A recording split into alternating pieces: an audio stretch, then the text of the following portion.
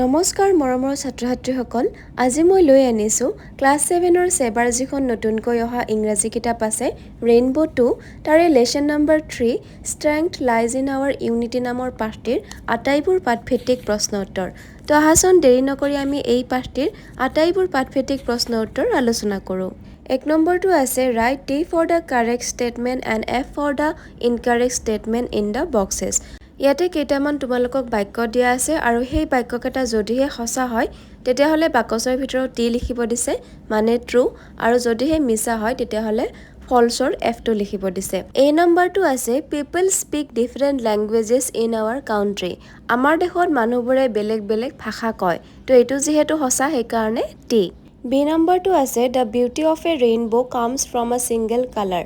ৰামধেনু এখনৰ সৌন্দৰ্যটো এটা ৰঙৰ পৰা আহে যেটো ৰামধেনু ৰঙে হাতটা গতিকে এটো ভুল হ'ব সেই কাৰণে এফ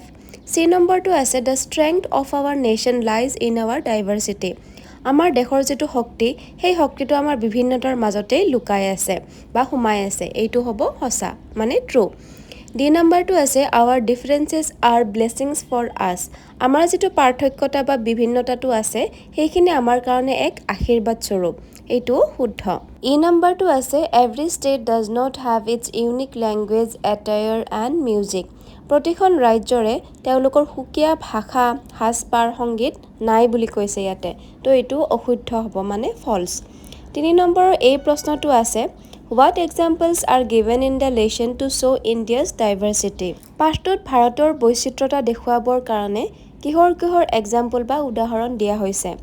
উত্তৰটো হ'ব From the snow-capped Himalayas in the north to south, from western desert to last eastern hills, the lesson give examples of India's diversity through its unique languages, attire, art, music, cuisine. এই পাঠটোত আমাৰ ভাৰতবৰ্ষৰ বৈচিত্ৰতা দেখুৱাবৰ কাৰণে বহুত কেইটা উদাহৰণ দিয়া হৈছে তাৰ ভিতৰত বৰফেৰে আবৃত হৈ থকা হিমালয়ৰ পৰা দক্ষিণলৈকে পশ্চিমৰ মৰুভূমিৰ পৰা পূব দিশৰ পাহাৰবিলাকলৈকে এই গোটেইবোৰতে আমাৰ এক সুকীয়া আটাইবোৰৰে হাসপাৰ আছে ভাষা আছে শিল্প আছে সংগীত খাদ্য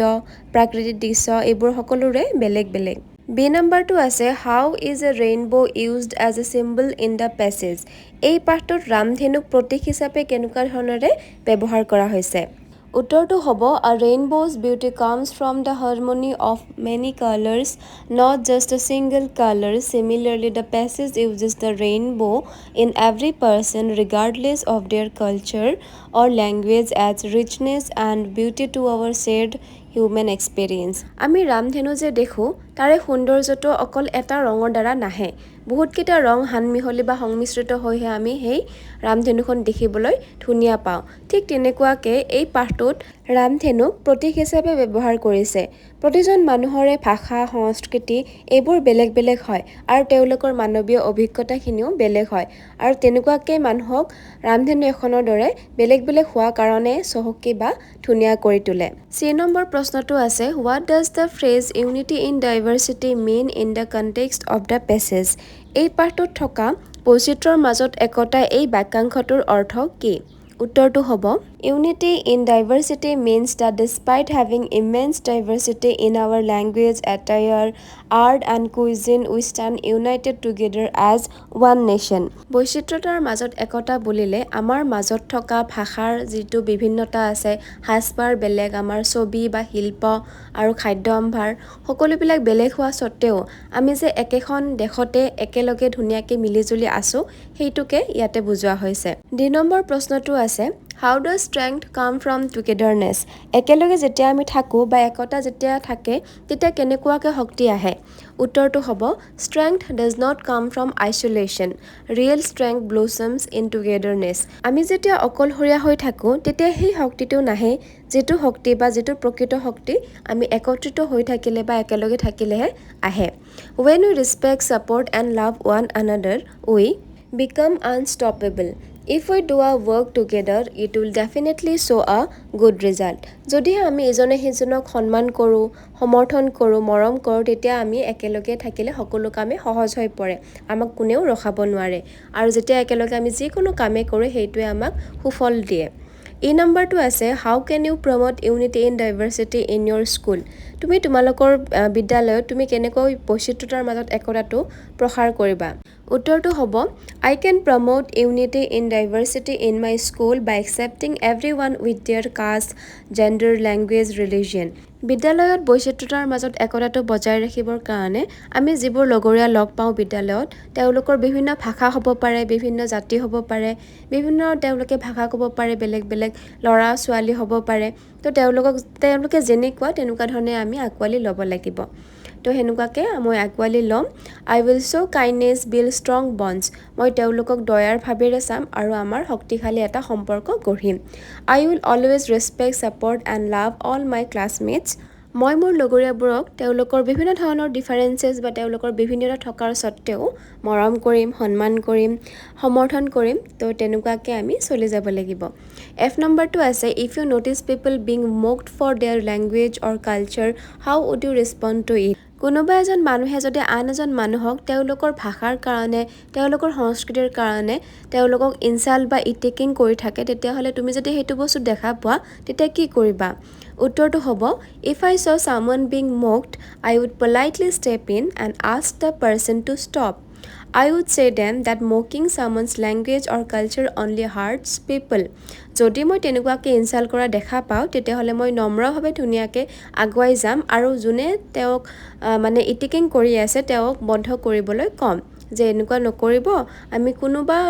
ভাষা লৈ বা তেওঁলোকৰ সংস্কৃতি লৈ আমি তেওঁলোকক বেয়াকৈ কোৱাটো উচিত নহয়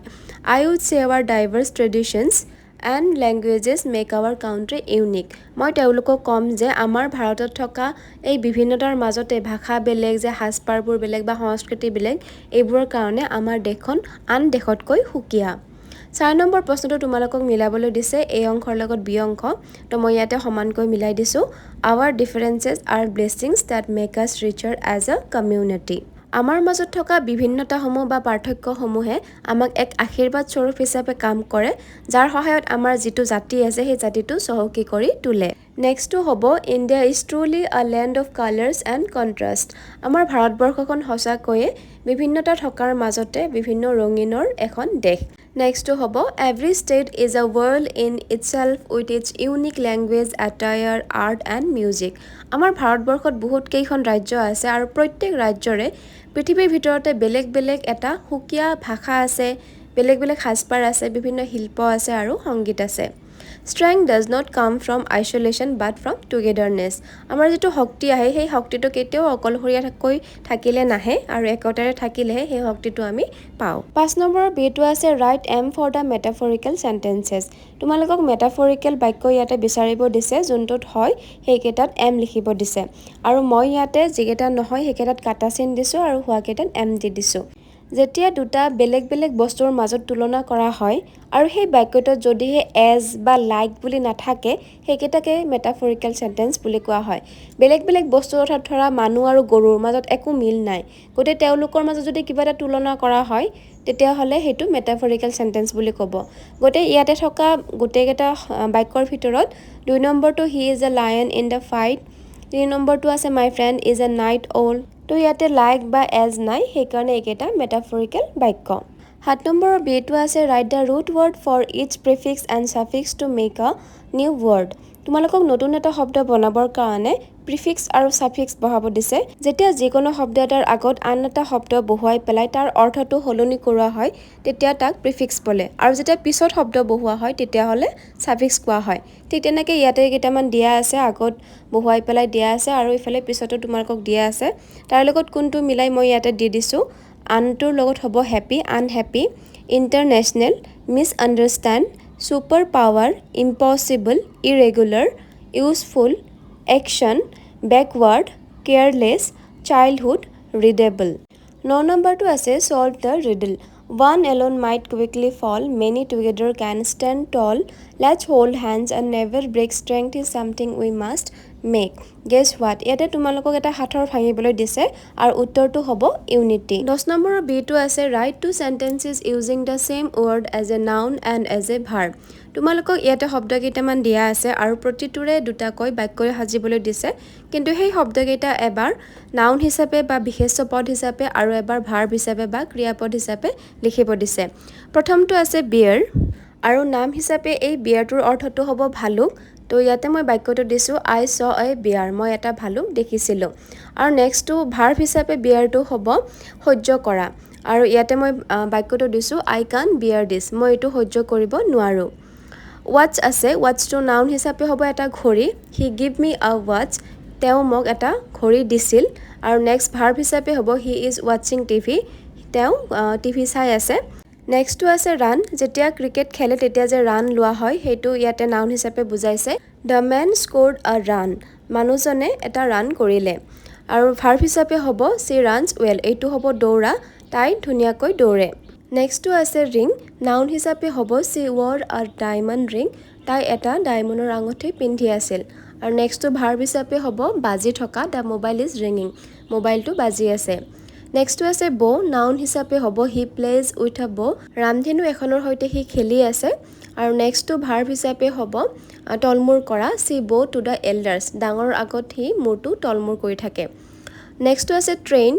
নাউন হিচাপে হ'ব ট্ৰেইন আমি ৰেল জানো সকলোৱে উই গ' দেয়াৰ বাই ট্ৰেইন আমি তাত ট্ৰেইনেৰে বা ৰেলেৰে গৈছিলোঁ আৰু ভাৰ্ব হিচাপে হ'ব প্ৰশিক্ষণ দিয়া দ্য টিচাৰ ট্ৰেইনড আছ শিক্ষকজনে আমাক প্ৰশিক্ষণ দিছিল টিয়াৰ নাউন হিচাপে হ'ব আমাৰ চকু পানী his eyes filled with tears তেওঁৰ চকুজুৰি চকু পানীৰে ভৰি আছিল আৰু নেক্সট টিয়াৰটো হ'ব ছিঙি দিয়া বা ফালি দিয়া বুজাই ভাৰ্ব হিচাপে ডোণ্ট টিয়াৰ ইউৰ পেজেছ তোমাৰ পৃষ্ঠাবোৰ নিছিঙিবা 11 নম্বৰৰ চিটো আছে complete the sentences with a modal verb from the box below' ইয়াতে কেইটামান মডেল ভাৰ্ব দিয়া আছে could can't might would will should এইকেইটা তলৰ কোনকেইটাত হ'ব খালী ঠাই পূৰাব দিছে তো উত্তৰটো হ'ব A2 the bus should be here by now that's what the schedule says সময়সূচী মতে বাছখন এতিয়া আহি পাব লাগিছিল বি নম্বৰটো হ'ব when I was 6 I could play violin মই যেতিয়া 6 বছৰীয়া আছিলোঁ মই তেতিয়া ভায়োলিন বজাব পাৰিছিলোঁ but I have not practiced since then আৰু যেহেতু মই তেতিয়াৰ পৰা একো প্ৰেক্টিছ কৰা নাই so I can't play anymore তো এতিয়া মই আৰু বজাব নোৱাৰোঁ চি নম্বৰটো হ'ব you should feed the cat at least twice a day তুমি তোমাৰ মেকুৰীটোক কমেও দুবাৰ হ'লেও খুৱাব লাগে বা খোৱা উচিত তো উচিত বুলি কোৱাৰ লগে লগে ইয়াতে শুড হ'ব ডি নম্বৰটো আছে she should study hard if she wants to pass the exam যদিহে তাই পৰীক্ষাত উত্তীৰ্ণ হ'ব বিচাৰে তেতিয়াহ'লে তাই কষ্ট কৰি পঢ়িব লাগিব বা পঢ়া উচিত ই নম্বৰটো হ'ব I would rather stay at home than go out and have dinner in a restaurant ৰেষ্টুৰেণ্টত গৈ ৰাতিৰ আহাৰ খোৱাতকৈ মই ঘৰতে থকাটো ভাল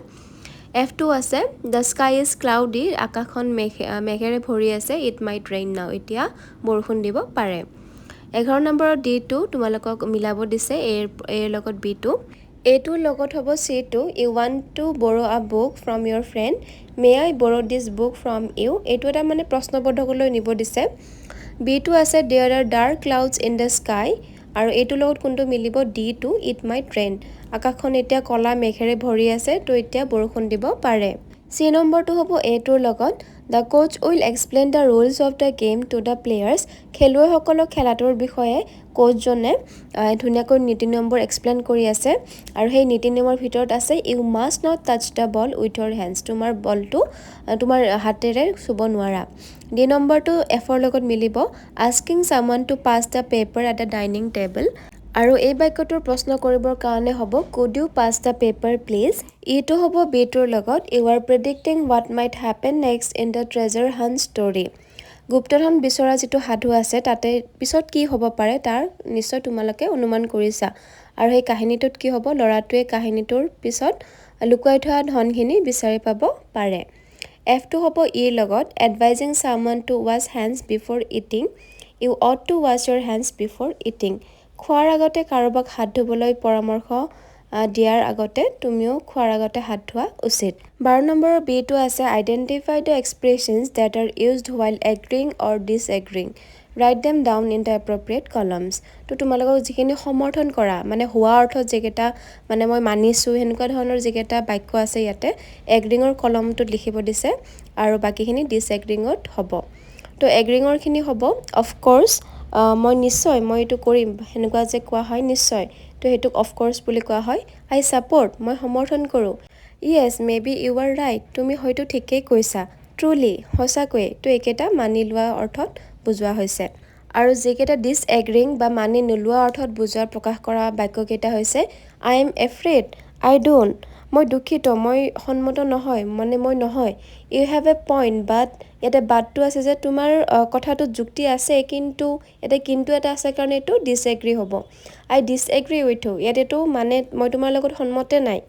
ইয়েস বাট আই হয় কিন্তু মই ইয়াতেও বাটটো আছে গতিকে এইটো মানে এগ্ৰি কৰা নাই আৰু নেক্সটটো আছে আই ডোন্ট এগ্ৰি মই সন্মত নহয় 13 নম্বৰটো আছে look at the grid given below some words are hidden in it you can find the words horizontally and vertically now write down the words in the given space তোমালোকক এখন shirt টাইপত দিয়া আছে আৰু তাতে আখৰ কেইটামান দিয়া আছে আৰু তাৰে ভিতৰত শব্দ কেইটামান লুকাই আছে তো মই চাৰ্টখন আৰু দি থকা নাই মই ইয়াত ডাইৰেক্টলি কি শব্দ লুকাই আছে এটা তোমালোকে নিজে বিচাৰি ল'বা শব্দ কেইটা মই দি দিছো আৰু শব্দকেইটা হৈছে unity diversity inclusion strength respect unique 16 নম্বৰৰ বিটো আছে write the words which have u sound as in unity in column A and write the words which have u sound as in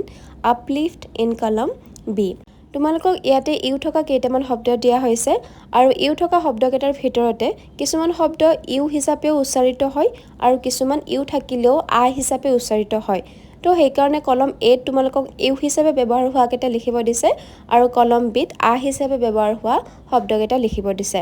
তো কলম এ কেইটা হ'ব ইউনিভাৰ্সেল ইউনিট ইউনিয়ন ইউনাইটেড আৰু কলম বিৰ কেইটা হ'ব আপাৰ আন্ডাৰ আমব্ৰেলা আনলক 19 নম্বৰৰ সিটো আছে identify the error in the sentences and rewrite them correctly এটা তোমালোকক ভুলকৈ দিয়া আছে বাক্যকেইটা শুদ্ধকৈ লিখিব দিছে 1 নম্বৰটো আছে every morning bring a new hope তো ইয়াতে